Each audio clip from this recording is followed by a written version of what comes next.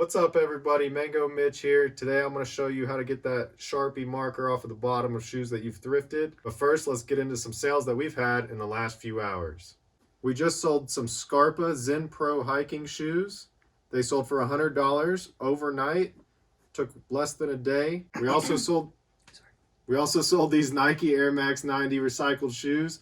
They took 11 days to sell, and we sold them for $65. If you've been watching our thrift haul videos, you might have recognized these. These are the Keen Bollies. They sold to the same buyer, $150 for both pairs. It took just 1 week to sell. This Arc'teryx, we sold this for $50, and it took just a few days.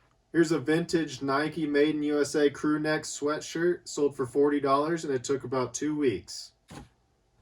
Here's some Zero training shoes that we picked up. They sold in 20 days for $45. All right, now for the real reason that you're here. Let's go get the price off of the bottom of these shoes. We use this Angelus Easy Cleaner. We just mix it with a little bit of water. Doesn't take too much at all.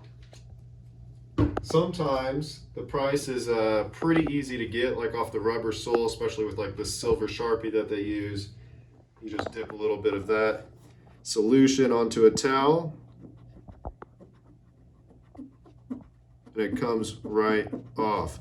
Other times it's a little bit more difficult.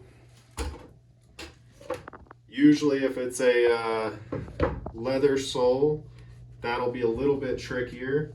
And so what we'll do is take sandpaper and dip it in the solution. And we just lightly rub it on there in circular motions. And that takes it right off. Now, sometimes it's just impossible to get it off.